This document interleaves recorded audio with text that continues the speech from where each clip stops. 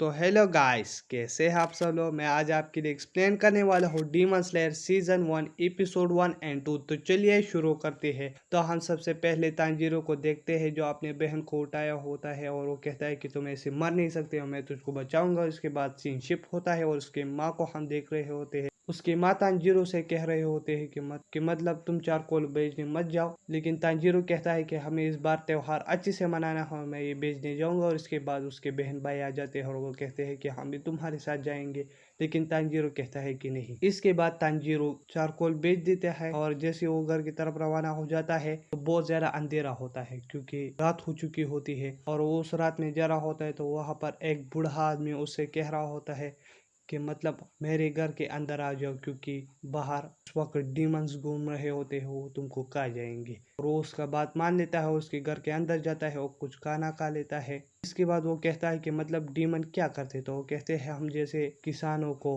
और हमारे जैसे लोगों को वो खाते हैं। सुबह हो कि तांजीरो अपने घर की तरफ रवाना हो जाता है।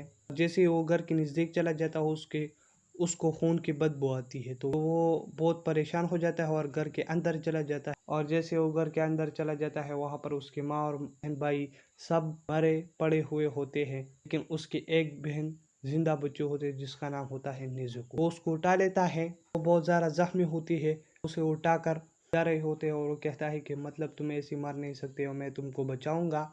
इसी में ही नेजुको डीमन बन जाती है और वो एक जगह से गिर जाते हैं नीचे। गिरने के बाद जैसे ही तांजीरो उठ जाता है वहां पर उसकी बहन भी उठी हुए होते हैं, तो वो बहुत ज़्यादा हैरान हो जाता है और वो डीमन बन चुकी होती है। फिर वो तांजीरो पर हमला कर रही होती है।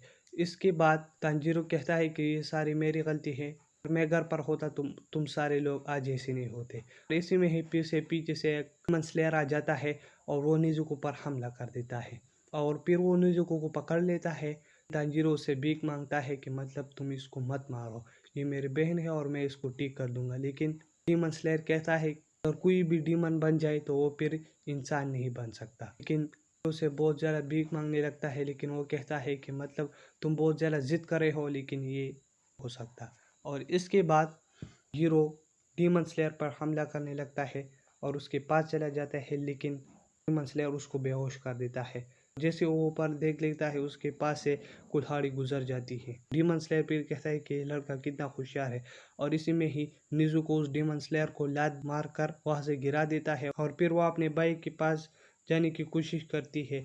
और जैसे वो उसके पास जाती है तो डीमन स्लेयर कहता है भी ये उसको खा जाएगी, लेकिन वो उसे प्रोटेक्ट करने की कोशिश कर रहे होते हैं। तो इसी में फिर इन दोनों की बहुत ज्यादा फाइट होने लगती है और डीमन स्लेयर एक तरफ सोच रहा होता है कि मतलब ये कैसे हो सकता है, एक डीमन होके भी ये अपने भाई को बचा रहा हो, क्योंकि डीमन बनने के बाद लोग बहुत ज्यादा भूखे होते हैं। और फिर वो डीमन स्लेयर निजुको को बेहोश कर देती है और इसी में फिर तांजीरो उठ जाता है और अपनी बहन को बेहोश देखकर उसके पास चला जाता है।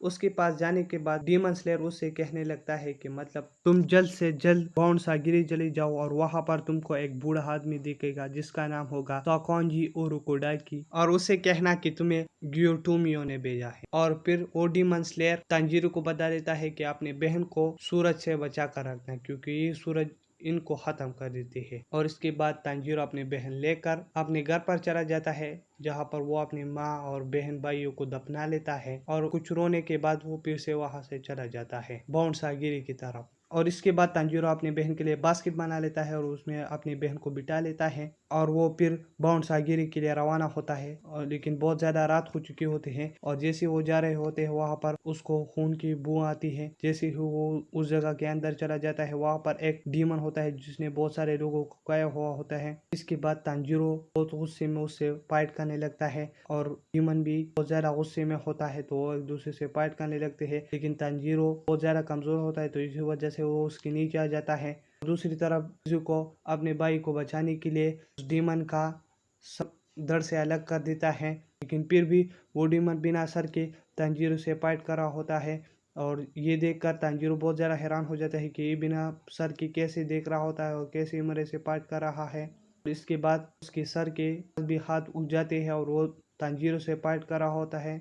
दूसरी तरफ डीमन का और हिस्सा निजुको को पटक पटक कर मार रहा होता है और ये देख कर तांजीरो बहुत ज्यादा गुस्सा हो जाता है और अपनी कुल्हाड़ी लेकर उसके सर पर मार देता है और और वो पेड़ की तरफ वो कुल्हाड़ी को फेंक देता है, जिसकी वजह से उसका सर उसमें फंस जाता है और उसके और शरीर को, और वो उसको चोटी से गिरा लेता है। और तांजीरो भी उसके साथ होता है, लेकिन दूसरी तरफ नेजुको आकर उसको पकड़ लेता है। और इसके बाद फिर से सुबह हो जाते हैं और जैसे ही वो सूरज डीमन पर पड़ता है और वो डीमन खुद ब खुद आग में बदल जाता है। इसके बाद फिर वो अपनी बहन को ढूंढने लगता है कि वो कहाँ पर है, और वो जैसे ही घर के अंदर चला जाता है वहाँ पर उसकी बहन होती है और वो बहुत ज्यादा खुश हो जाता है। इसके बाद वहाँ पर एक आदमी आ जाता है जो कहता है मेरा नाम ताकोंजी ओरोकोडाकी है, और वो कहता है कि तुम्हें ग्यूटोमियो को ने भेजा है, और वो कहता है हाँ। इसके बाद उसके पास वो बूढ़ा आदमी आ जाता है और कहने लगता है कि तुम डिसीजन लेने में बहुत ज्यादा कमजोर हो, तुम डिसीजन बहुत जल्द नहीं ले सकते। और फिर वो तांजीरो से कहता है कि तुम समझ गए, और वो कहता है हाँ। और इसके बाद वो कहता है कि मैं तुम्हें डीमन स्लेयर